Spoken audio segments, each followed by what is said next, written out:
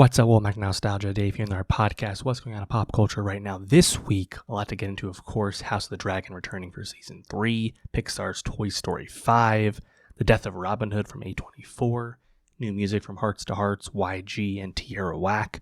Make sure you subscribe. YouTube.com/nostalgiapod. Linktree.com/nostalgiapod. See links below. Leave a comment, let me know it's good, and let's get into it. What's up, Womack Nostalgia? Dave here with a review of Hearts to Hearts' second mini album, Lemon Tang. Hearts to Hearts really came out of nowhere in 2025 and easily were the most impressive rookie group last year. And of course, they debuted on SM Entertainment, so there was a lot of initial eyeballs, but I thought really early on they delivered hit after hit, compelling single after compelling single, leading up to that Focus mini album last fall. And when you reflect back on their first year, there's a ton of really compelling songs that I put up there with the best of their generation thus far, some of the best new K-pop music from new groups in the past few years, whether it be The Chase or Focus or my personal two favorite songs of theirs thus far, Style and Pretty Please, with these dynamite choruses. They clearly are a group to pay attention to. Hearts to Heart's second mini album, Lemon Tang, continues the momentum of their debut year with a lot of interesting songs in terms of structure, in terms of sound. They are not following the typical K-pop trend we're hearing a lot of right now. There's a surprising amount of texture to a lot of the production across this record. The lead single from this project, Rude, and is a really dynamite track, one of the strongest K-pop releases of the year thus far. Hearts to Hearts continue to be more vocally restrained, which of course is atypical for SM Entertainment historically, but I do still really enjoy the vision for this group because the song ideas really compel me. I think the choruses are largely excellent across the board, and that unfortunately is something we can't take for granted anymore when it comes to modern K-pop. Do the songs on Lemon Tang, save for maybe Rude, reach the highs of a lot of the bangers they released last year?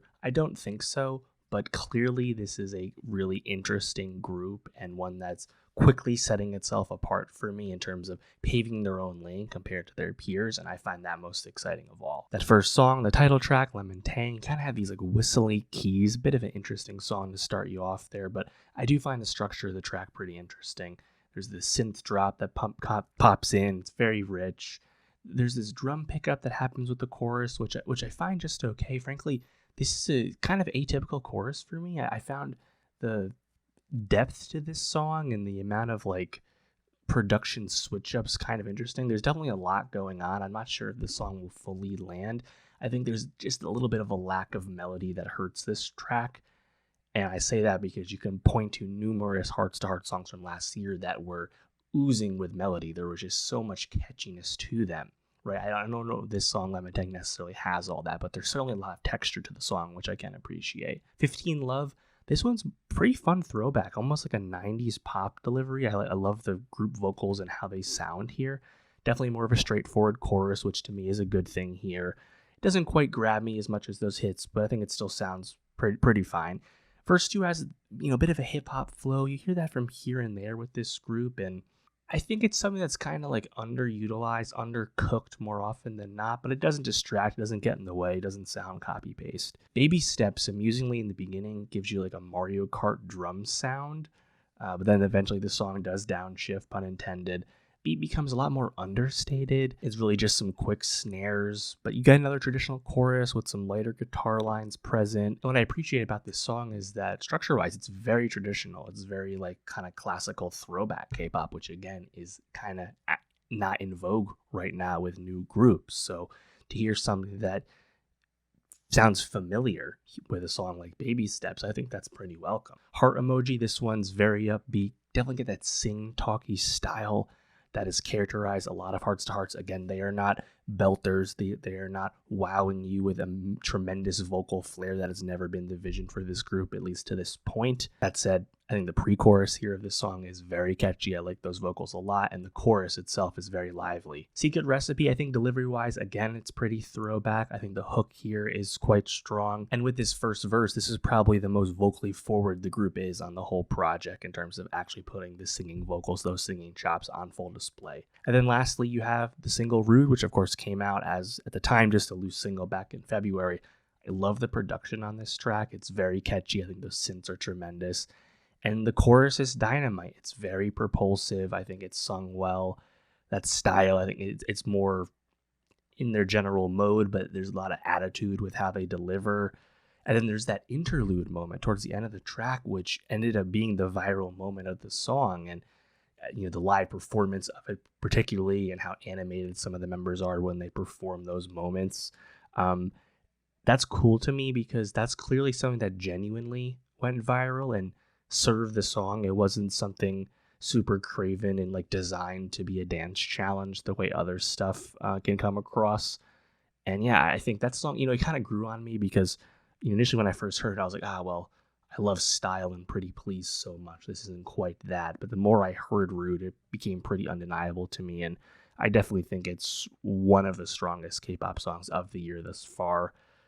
I'm expecting that to make my top 10 K-pop songs of the year. We'll see how the second half concludes. But at this point, that's my favorite of the Hearts to Hearts songs they put out this year. And Lemon Tang, I think for the most part, is going to continue that momentum and make them quite an interesting group. And again, I find it curious that SM didn't want to stick to their more historical guns in terms of putting vocals forward, right? You think of aespa and the vocal strength of someone like Winter, for example. Of course, the older SM groups, it's obvious.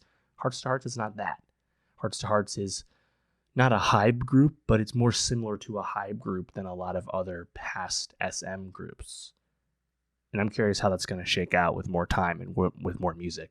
Again, it's only been a year and a few months of Hearts to Hearts being out, so it's not been long at all. But let me know, what did you think of Lemon Tang? What did you most like about it? What was your favorite song? Let me know. For more music reviews, more K-pop reviews, subscribe. I'll see you next time.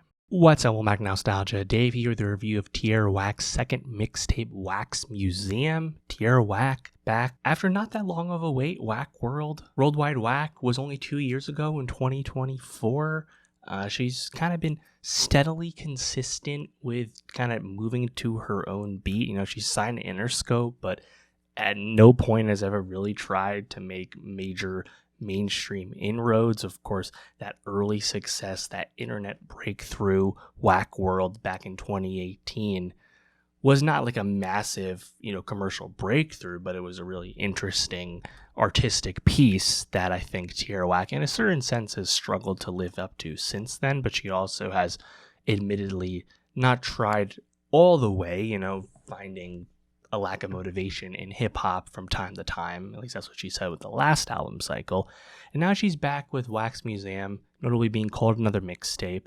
And it has Whack World vibes in the sense that it's a lot of short tracks. We're 27 minutes here, but 12 songs. And obviously that's not quite exactly what Whack World was like, which was literally exactly 1 minute song every time. But Tierra Whack's second mixtape, Wax Museum, is clearly a return to the basics. This is largely a rap forward project from her.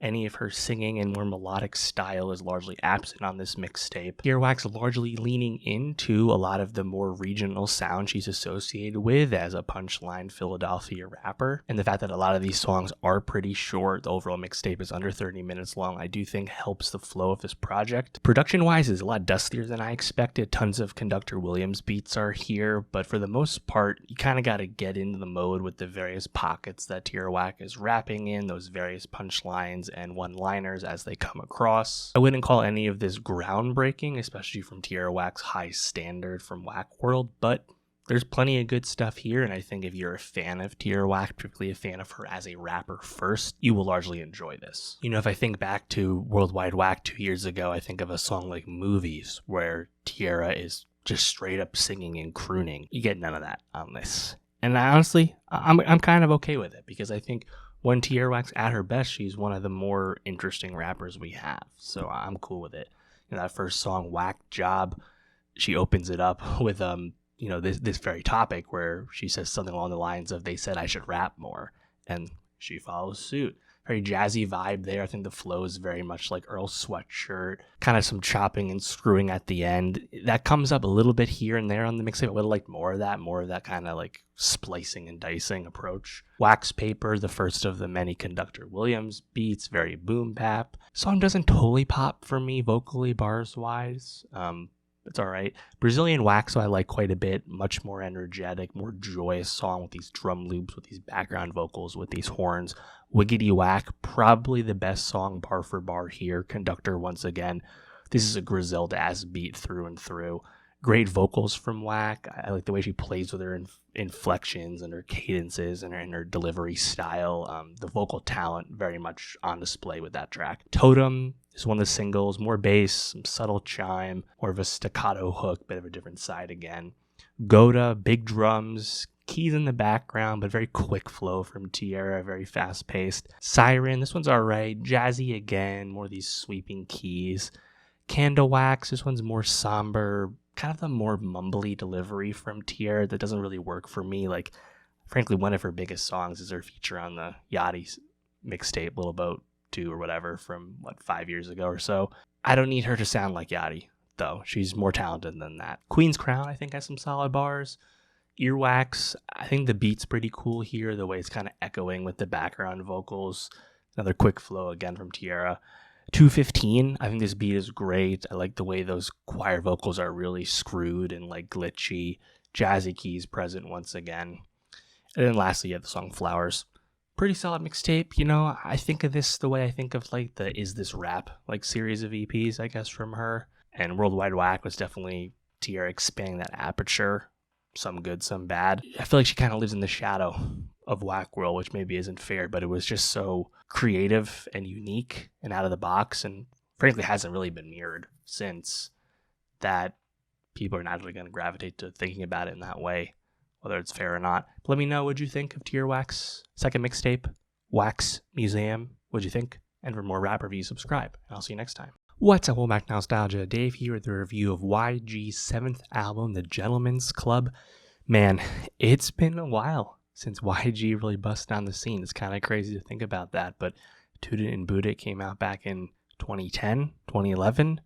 It's been ages for YG, and of course, it's also been a while since he really established himself as a really significant and important rapper with that 1-2 punch of 2014's My Crazy Life and 2016's Still Brazy, kind of the forefront of that revival of West Coast LA G-Funk based rap. And I, of course, remain very fond of that era of YG, but since then, the hits have largely escaped YG. You'd have to go all the way back to Big Bank, the last time he had a pretty significant hit, and even that one is pre-COVID, right? And the last handful of records haven't really done it. Although, most recently, he had the Just Re-Up 3 mixtape from about 2 years ago, which I thought was a step in the right direction. Even that Low Stakes collab with Tyga, I thought was pretty solid. I was hopeful that YG would take another step forward. And not that I'm expecting YG to get back to his heyday, 10 years ago. But he did let out some comments that after speaking to Kendrick, he realized that the whole just putting out albums to try and get out of his record deal, in this case Def Jam, was not a good idea, and he should be putting more effort into all of his releases. YG's 7th album, The Gentleman's Club, is his first proper album since leaving Def Jam, and thankfully is another step in the right direction for YG in terms of an album with a more cohesive message with a general discernible theme, which has not been the case for a lot of his records since his heyday in the mid-2010s. Do I think this approaches the greatness of his first 2 albums? Of course not, but I do think there's some highlights here. The single from last year, Hollywood, featuring Shoreline Mafia, is a classic West Coast banger. I love the bounce on that. Oh My God with Pusha T, On the Low with Tyler the Creator, Gang Business with Pay Gotti. There's some songs that are worth revisiting, and generally, YG does come across as a bit introspective with this album. That being said, not all of it is necessarily successful. Yavi's flashpoint with this album is the song Tiffany, when YG raps about someone being confused and then angry after encountering a transgender person unexpectedly. Really harkens back to Kendrick Lamar's Auntie Diaries, was unsuccessful. On one hand, you can appreciate the attempt with trying to wade into a thorny topic, but YG does not have the tact or grace, and it really comes across as pretty offensive. And I find that disappointing because I do think it'll largely detract from other aspects of the album that I think are worth celebrating as some of the best stuff YG's done in a while. So I'd be curious how the reception to that song plays out. YG, not as big of a figure and rap star as he once was. How much attention will this end up getting? We'll find out. Even though Hollywood was here from last year, I was surprised that Lovers or Friends, the single from last summer featuring Leon Thomas, was also not included. That's a song I like quite a bit. You know, between Hollywood and that song, I was pretty excited for his next project because, again, I think the quality bar was just raised. Starting off with that intro, you get some orchestral strings, YG kind of giving you like a manifesto style of delivery. Then you get Oh My God featuring Pusha T, these dark synths, this Oh My God looping hook. You know, I think that's probably the weakest part of the song because, you know, I like these trap drums. I like the way YG and then Push start all of their bars with Oh My God. I think the wordplay works well. And the fact that the hook is just a little bit too repetitive detracts from that. At the end of the day, you're hearing the phrase Oh My God like 100-something times, but I like the verses. Kudos, you know, pretty solid drum kit there. I think the YG vocals are a bit more nasally here. Is he perhaps pitched up a little bit? I'm not sure. You know, that raspy chorus, there's kind of like a melodic twang to it. I like it. Hitman with this like vaguely like 1920s-esque sample in the beginning, very animated delivery from YG. And then you have this like wallowing like singing style on the chorus. Simon Says, much more soulful, bunch of sung features here. On the Low features Tyler. I like the whispering at the beginning over these very quiet cymbals. Get this fun, quick flow from Tyler. Very Call Me If You Get Lost vibes from him, delivery-wise. We Know the Truth has this local news style intro, very reminiscent of Shoreline Mafia's hits back in the day. I think rap-wise, you know, style-wise from YG, very My Crazy Life throwback to it. Hollywood, as I mentioned, just a great Shoreline banger. I think YG's awesome on the song. OGZ and Phoenix Flexin are awesome on the song.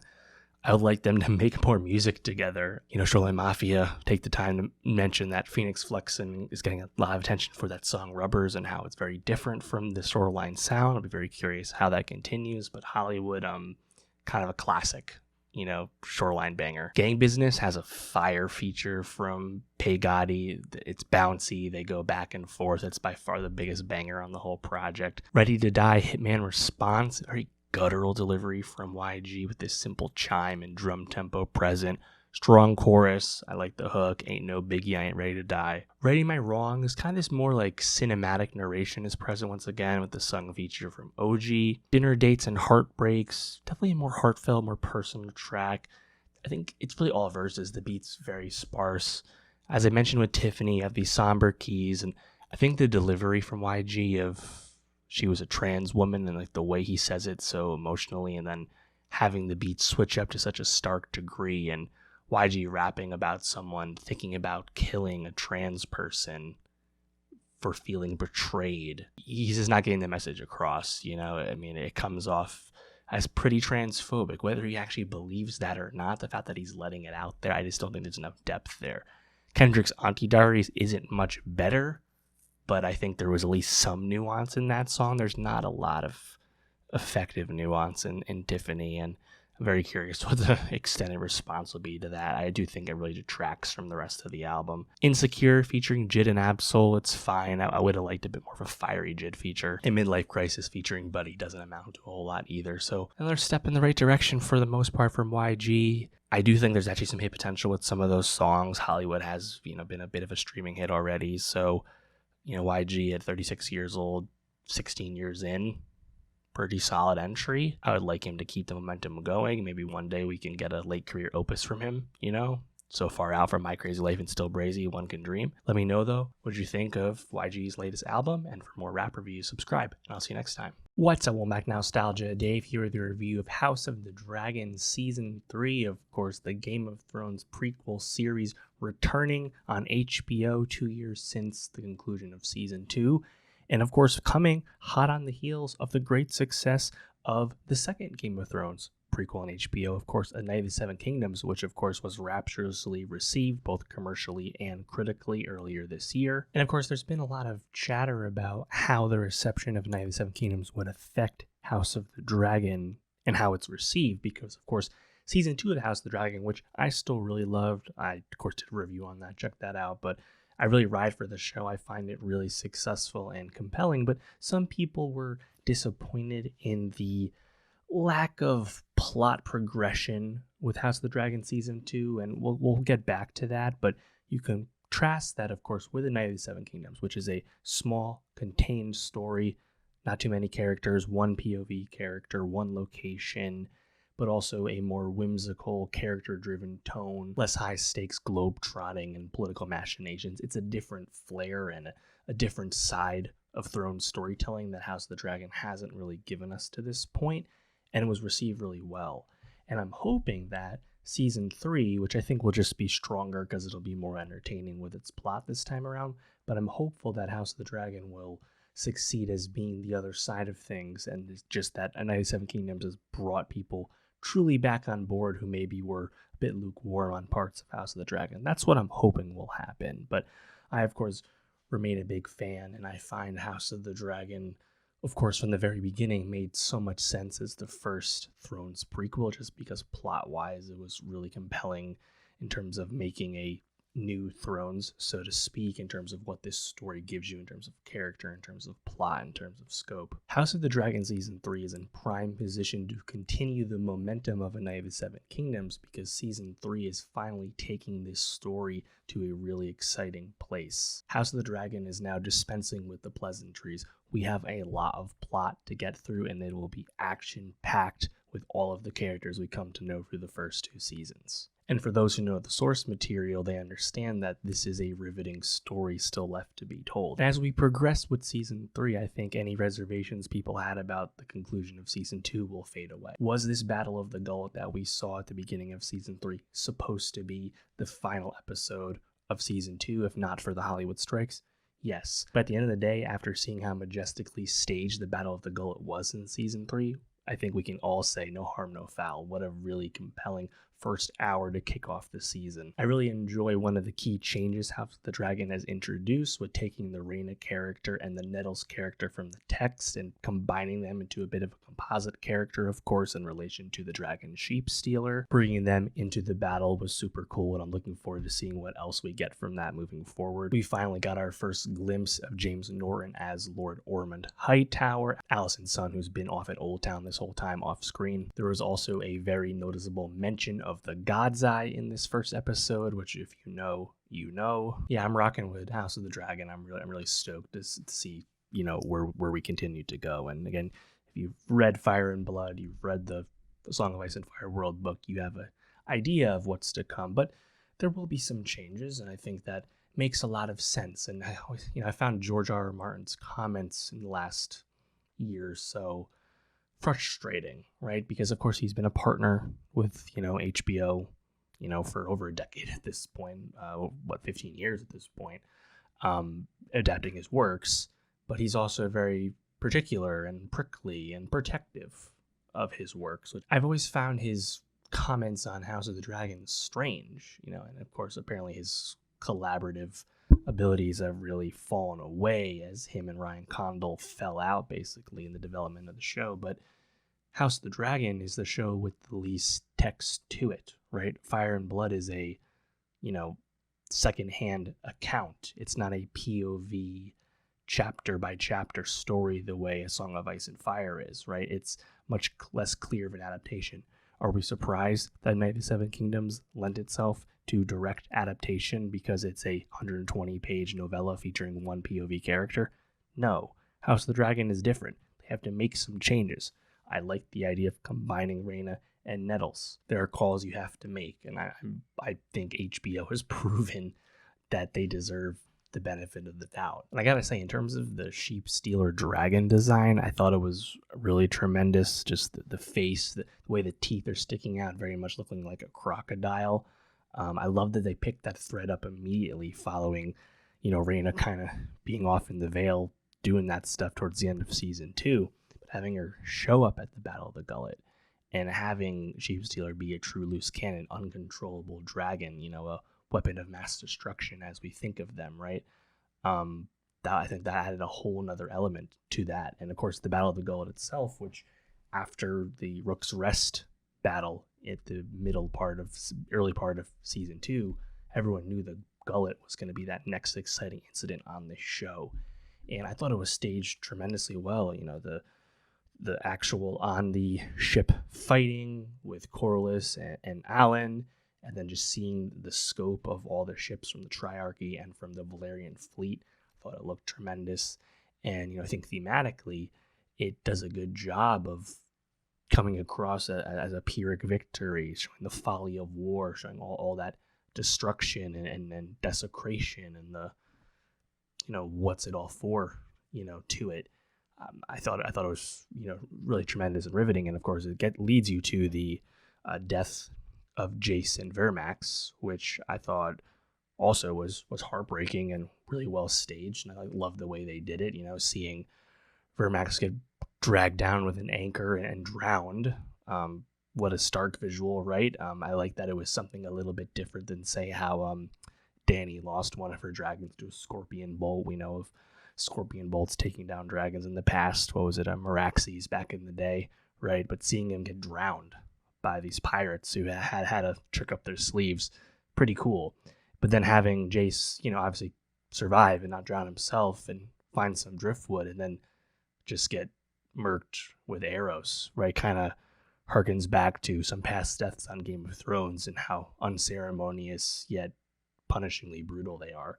Looking forward to seeing more Rhaenyra in the lead up to this, having now lost both of her sons. Some also important scenes in this first episode here with all the dragon seeds, Adam of Hole, Hugh Hammer, and Ulf clearly coming across as unstable and untrustworthy. More to come there, obviously. Now, of course, in the middle part of the episode, you do see one of the things that Thrones has always had to do when it comes to budgeting a show of this scale and size is that we don't actually see Daemon's fight in the Riverlands or the, wherever he is outside Harrenhal. We just kind of see the aftermath of it. That kind of cost savings. It's just something that needs to happen. Of course, they did it with all the Robb Stark battles back in the day. But notably, of course, the Northmen have united with Daemon in a cool way. And not to spoil anything, but given that gods I mentioned, and given where we're at with a lot of the plot, I will not be surprised now if the God's Eye event, as I'll call it, happens at the end of this season. I was kind of expecting that to be a season 4 thing. We kind of assume they largely said that House of the Dragon will be 4 seasons in the end. There's a lot that needs to be accomplished, but I wouldn't be shocked if maybe the God's Eye ends up being the kind of big conclusion, penultimate episode of season 3. Of course, time will tell, but still a lot of stuff to see, which is exciting, right? So much more from Rhaenyra. Of course, we got Gwaine and Sir Criston Cole out there. All the dragon seeds yet to be unleashed. Ormond Hightower just finally showing up. Aegon and Larys have been captured by soldiers loyal to Rhaenyra. It's just a world that I love to be in. And even if you don't love any of the characters that are on House of the Dragon the way we completely loved many of the ensemble of Game of Thrones, I still think there's a lot of characters I do like, even if maybe I don't like them as much. And just the world is so rich, it's just so vast. And to get the high intense scope and literally wartime actions that's going to consist of the remainder of House of the Dragon as a show, that's just exciting to me. And again, coming off the heels of A Knight of the Seven Kingdoms, which gave us all the other stuff that frankly House of the Dragon doesn't have a lot of time for anymore. Just a great time to be a Thrones fan, in my opinion. I'm pretty stoked. So let me know, though, where are you at with House of the Dragon? Are you hyped for season 3? Are you a fan of the material? Do you know what's coming? Frankly, because as someone who knows what's coming, I'm even more excited. But let me know if you're, not in the know like that, how you're feeling about it. I think there's definitely multiple types of viewers when it comes to the show. Let me know. And for more TV reviews, subscribe. I'll see you next time. What's up, welcome back to Nostalgia. Dave here with a review of The Death of Robin Hood, the new medieval drama film from Michael Sarnofsky starring Hugh Jackman as an elder Robin Hood. This movie also features Bill Skarsgård, Jodie Comer, Murray Bartlett, and Noah Jupe. This movie comes to us as a classic movie package that was sold to A24 at Cannes 2 years ago and is now coming with admittedly pretty muted reception and fanfare, not opening to particularly strong box office or cinema score for that matter, but it was certainly something that I was interested in just because I was curious to see this style of take on the Robin Hood story, and also because Michael Sarnofsky is one of the most exciting newer directors we have right now following his 1-2 punch of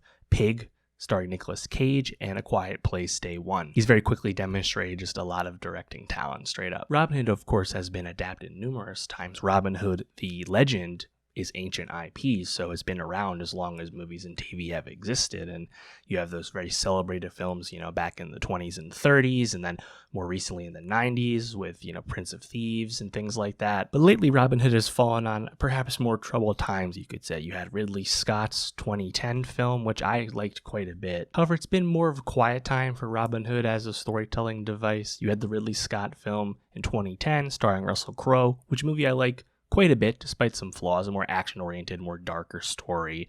Oscar Isaac, phenomenal as King John, that movie. And then even less successful, you have 2018's Robin Hood starring Taron Egerton, which really came and went.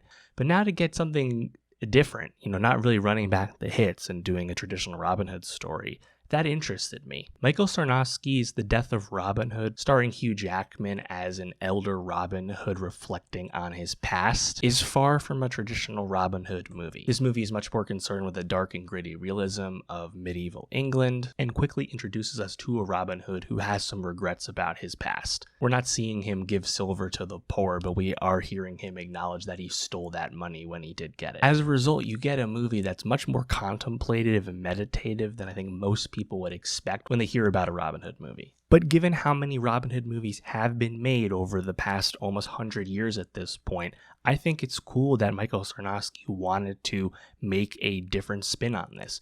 Could this movie have been called The Death of Blank and not really been the Robin Hood character? Sure, we're not watching Robin Hood do too much Robin Hood stuff in this movie, although he is still expert man of the woods and an archer and all that. But I thought it was pretty cool. I think the staging is great, the production design and the locations really pop. Jodie Comer continues to put in excellent work as the second lead in this movie. Bill Skarsgård also quite memorable as Little John. And even though the movie doesn't have a lot of it, the early part of this movie has some tremendous grisly violence, some truly R-rated in the dirt, fighting for your life type stuff. I find it interesting to see a Robin Hood talking down on the myths that he made up in the past to embolden his legend. Some people may have wanted something a little bit more traditional, and there's a lot of other Robin Hood movies to give you that. And if you wanted something more traditional but also darker, you can watch the Ridley Scott movie with Russell Crowe. I also like this version of Hugh Jackman, right? This is the other side of the coin. This is not him being the greatest showman. This is him with that real personal, emotional anguish, not dissimilar from what he does with Wolverine. And obviously, I think Logan is a better version of Hugh Jackman playing a weathered older character than this movie. But I do think there's some cool stuff with Death of Robin Hood. I think if there's things to detract about it, the middle section maybe moves a bit too slowly. There are some story beats that are more predictable than others, but I like the dialogue. I like the script. As I said, I love the filming. The early stuff, which is clearly the Scottish Highlands, looks fantastic. Some great drone shots there. But the Rock of Cashel, which is in the UK or Ireland, forgive me, that was such an awesome location for the Priory, where most of the film's action actually takes place, where Robin Hood goes to this island to be cared for by this prioress, played by Jodie Comer, and return to health after he barely survives the very grisly fight that opens up the movie in the first act. I love the way the movie looked visually in like that location, and that castle is just kind of epic looking. Early on, we get introduced to Bill Skarsgård's Little John, and it's interesting, right? Because John is coming back to Robin, who's just kind of out there in the Highlands alone, being an outlaw, kind of getting by in his older years. And Skarsgård's performance, I mean, some of the dialogue is even hard to pierce. We know how he can really sink his teeth into a role and really live within it, and I think he did as Little John. It was also nice to see Noah Jupe's character show up, who has a past with Robin. Noah Jupe, tremendous last year in Hamnet. At the end of that movie, he doesn't quite get as much material as interesting material in his role as Godwin this time around, but his relationship with Robin I did like, and it's all kind of a vessel for Robin Hood to start to feel just tremendous guilt and also responsibility for taking care of Little John's daughter and trying to prevent future bloodshed, but also feeling like he's come at his wit's end and he needs to, stop fighting and just be finally at peace. I think there's some really great, really great series of scenes where Robin Hood talks about the never-ending struggle that is being him, where he's killed someone and their family keeps coming back, so he's killed them, and like he's killed generations of certain family trying to seek revenge against him, and it's tiring, right? I like that. I think that was, really strong material. And again, as long as you can get by the fact that this is not going to be swashbuckling Robin Hood with the feather in his cap, you'll be cool with it. At the Priory, we also get introduced to a pretty solid supporting performance from Marie Bartlett as this leper character. I think lepers in general as supporting characters often have made a strong impression. I think of Princess Mononoke on the animated front, but also, of course, iconically Edward Norton as King Baldwin in Kingdom of Heaven. This is not quite on the Baldwin level, but their relationship, Robin and this leper character that they have, the revelation of who the leper actually is later on, playing with some of the Robin Hood folklore and traditional storytelling along the way. Yeah, I thought this was quite cool. Jodie Comer, she's always great. She's been kind of flawlessly crushing it since she, exploded on Killing Eve season 1, 7-8 years ago at this point. She's awesome. And she's good in the rest of the Priory, the Prioress. You also get that revelation between the Prioress and Robin and some past they might have as well. Again, not all these beats are groundbreaking. A lot of this stuff was easy to see coming, but I think the movie and the story it's trying to tell, it's executing it on it quite well. And, I rocked with it. I thought it was quite cool. Am I surprised that the movie wasn't a massive hit? Not necessarily. Again, Robin Hood in and of itself is kind of a dead IP at this point, right? I mean, the 2018 one with Taron Egerton, much more traditionally marketed, from a major studio, and that one didn't work either. This one, it's literally called The Death of Robin Hood, right? I think it has a small audience by default, but I think it was pretty cool. And Michael Sarnowski, I continue to find him very, very exciting and very interesting. And it's cool that he did this after A Quiet Place, right? Went back and made a smaller movie he wrote. He basically made the package and sold the movie. So let me know, though, what did you think of The Death of Robin Hood? And for more movie reviews, subscribe. And I'll see you next time. What's up, Walmart Nostalgia? Dave here with a review of Toy Story 5, the latest Pixar animated film, the first Toy Story movie since 2019's Toy Story 4. This time around directed by Andrew Stanton, a longtime Pixar veteran who has never directed a Toy Story movie, but he's co-written or done the story for all the previous Toy Story films, and of course has a storied career from Pixar since the very beginning, one of the true OGs. And it's actually kind of funny to reflect on the time since Toy Story 4. It's been a good 7 years, but in the interim, I think a lot of people forget, because most people didn't see it, we did get the spin-off of sorts Toy Story film Lightyear in 2022, notably Buzz Lightyear not voiced by Tim Allen in that film, voiced by Chris Evans instead. And Lightyear became a massive box office disappointment, one of the least successful Pixar films to date. And as a result, we're going back to the hits. Toy Story 5 coming this year. We know The Incredibles 3 is coming in 2028. Of course, we're hot off the success of Inside Out 2 years ago. Pixar is very much trying to have its cake and eat it too. Play the hits, go to its long-time established brands, and also give us original and new stuff. We got Hoppers earlier this year, which I liked quite a bit. I thought it was pretty successful for an original animated film, which of course is no guarantee at the box office. Next year, we'll be getting Gato, another original film. Coco 2 is in the works as well. They're kind of doing it all. And Toy Story is funny, of course, because did it have a perfect ending, so to speak, with Toy Story 3 back in 2010? Of course it did, right? A very well-received trilogy conclusion when that's what it was at the time. But then, of course, we got Toy Story 4 in 2019, which was still very successful, a billion-dollar movie. And despite people maybe not, quote, wanting it, it was well-received. It did perform well. It was a strong character send-off, or at least conclusion of the main arc of the Woody character, previously the main character in Toy Story. What's immediately clear about Toy Story 5 is that this is the Jesse story. While Toy Story 4 concluded the arc of Woody, he does return in a supporting role this time around. Buzz Lightyear also here in a supporting role, but for the first time, Jesse is the core lead. The reason Toy Story 5 is so successful, though, is the core premise of toys versus tech is so simply brilliant. Having the Toy Story toys we've known for about 30 years have to compete for kids' attention with an iPad is just great stuff. I really enjoyed the lily pad character as the new villain of the story. There's some other new toys, electronic-based toys introduced as well that I think make a strong impression. But it ultimately ends up being the Jessie arc.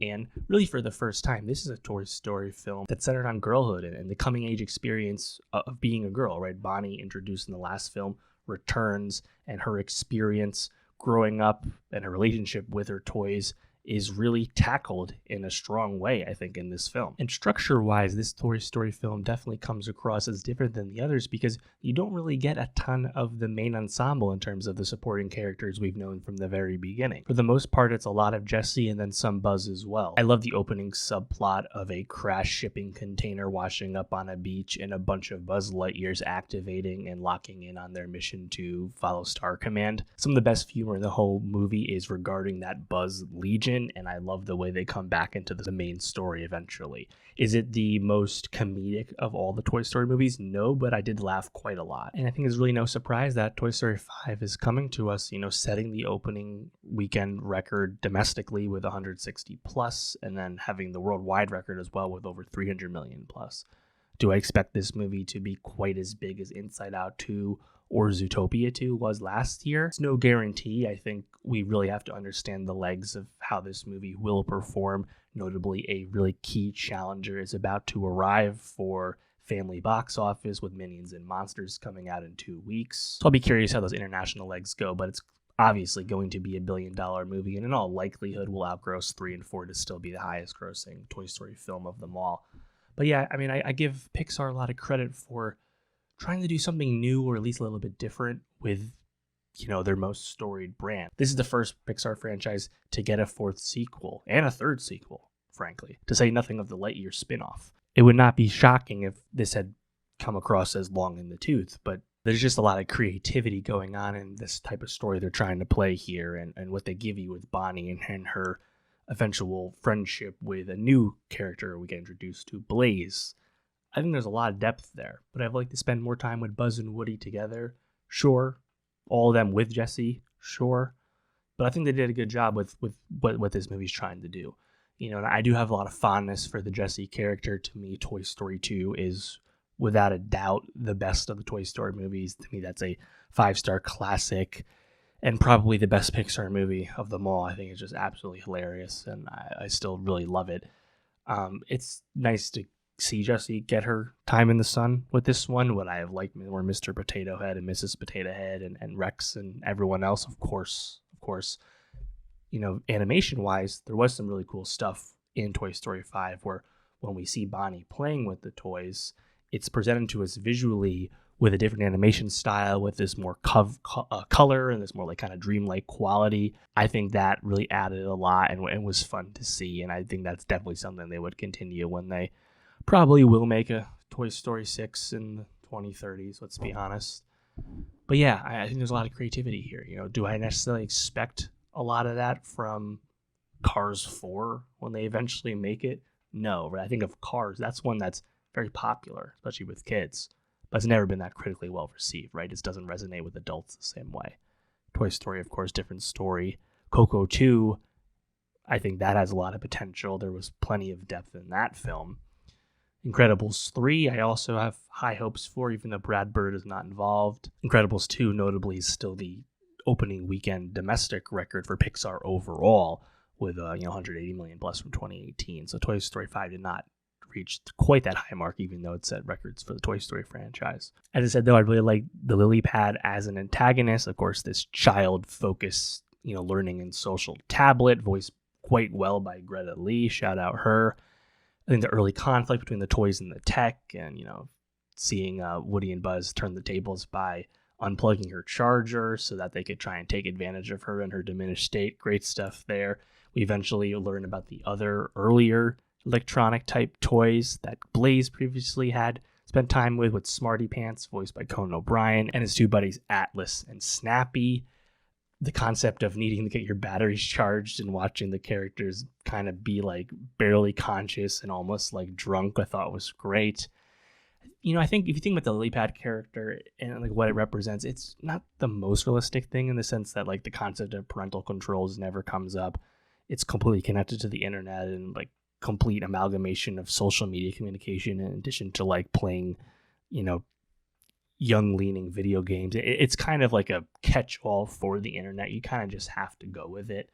I think the parent characters in the movie and their willingness to just kind of go to someone's house to do what apparently was communicated via the lily pad messenger strains a little bit of credulity, I suppose. But yeah, I think my biggest note about more than that, which I can let go, is that I thought lily pad kind of turned good a little too easily. They kind of let her off the hook. I kind of wanted lily pad to be a villain the whole time, the way like Laszlo was a villain the whole time in Toy Story 3. But having lily pad legitimately see the damage she has caused Bonnie by exposing her to these mean girls who just wouldn't accept her because she's a different kind of person. Makes a lot of sense there. Lily pad, though, tried to get herself donated away. And, of course, lent itself to this big chase, which I think was staged quite well. I actually really enjoyed how the Big Buzzes and all of Blaze's horse toys came into the fray here. I think it's one of the more amusing, action-packed Toy Story set pieces. Maybe not quite as strong as some like the Duke Kaboom stuff in Toy Story 4, but it was good. And yeah, again, I found myself laughing, quite a bit. I thought there was plenty of Woody stuff here. And yeah, I think Toy Story, at this point, it's just commendable that it's still as strong as it is with the fifth movie. But yeah, Toy Story 30 years later to deliver a sequel as strong as Toy Story 5, it's hard not to be really, happy about that. In terms of the animated feature Oscar, I guess you'd have to throw this up there as the favorite at this point. But yeah, let me know, what you think of Toy Story 5? Were you pleasantly surprised with just how strong this movie is? Like me? Let me know. And for more movie reviews, subscribe. And I'll see you next time. All right, that's going to do it for the pod this week. Next week, we have DC's Supergirl movie, 1 year out from the Superman reboot. Got to get into that one. Jackass, Best and Last, the final Jackass film from Johnny Knoxville and Friends will be here. Also, The Bear concluding with season 5 on FX, and 80s with a new release as well. Make sure you subscribe, youtube.com/nostalgiapod, linktree.com/nostalgiapod. See the links below. Leave a comment, let me know it's good, and I'll see you next week.